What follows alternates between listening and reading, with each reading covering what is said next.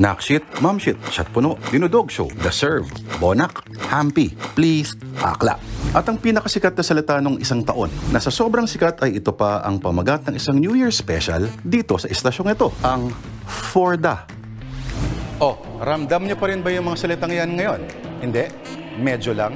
Basta, ang punto ay ang bilis talaga ng palitan ng mga elemento sa kultura sa mga panahong ito. Pero ano kaya yung mga usong mga salita o hirit para sa taong 2023? Simulan natin sa Ba't malungkot ang beshi ko?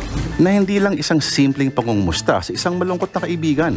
Happy lang tayo, beshi. Pero may komplikadong background story na may kinalaman sa nag-viral na dialogue ng dalawang batang bading mula sa isang programa. Nang tanungin kung bakit malungkot daw ang kanyang beshi, sinagot siya ng, kasi malungkot ang lola mo. Isang tugon na sa totoo lang ay walang sense dahil tinanong nga siya kung bakit siya malungkot. At sasagutin ka ng, kasi malungkot siya, pero huwag mo nang hanapan ng sense. Dahil ang magdadala dyan ay ang mga sumunod na nangyaring tamblingan. Ba't malungkot? Ba't malungkot? Ba't malungkot ang beshi ko? Kasi malungkot, malungkot. Kasi malungkot ang lola ko. At mula noon ay kung ano-anong anyo na ang ibinungan nito. Basta mahalaga ay may cartwheel emoji. Ito pa ang ilan sa mga bagong usong salita na paborito ng mga bagets ngayong 2023. Ang makabagong paraan ng pagpapahayag ng pagtutol na isa pang misteryosong ebolusyon ng no, ang naur. Halimbawa, i-ere daw ba yung Word of the Lord na segment ngayon? Naur. Bukas. Naur. Ang dami rong storya mas mahalaga eh.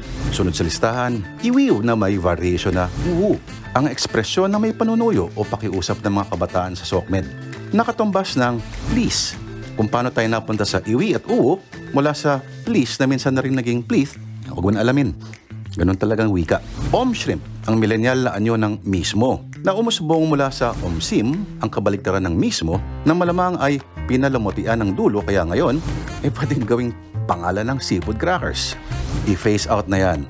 Modernong bersyon ng mawala ka na sa mundo o parang mamatay kayong lahat. Di pa billboard mo. Ang 2023 na hugis ng makasaysayang Eddie Wow. At talagang hindi na pinaghiwalay ang at di talaga no?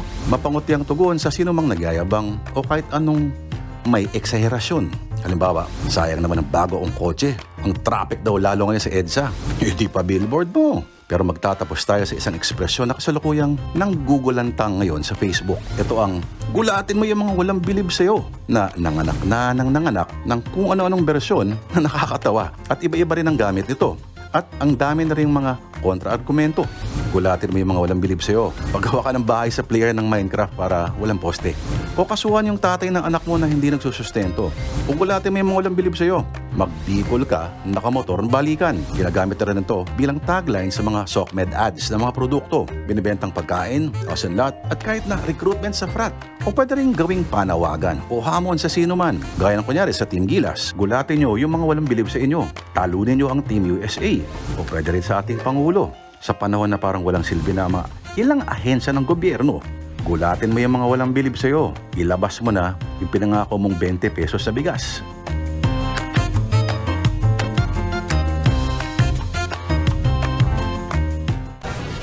Mga kapatid, Cheryl Cosing po, huwag maging huli at maging una sa lahat para sa tuloy-tuloy na balitaan at karagdagang impormasyon sa mga napapanahong issue ng lipunan. Tumutok lamang at mag-subscribe sa social media pages ng News 5.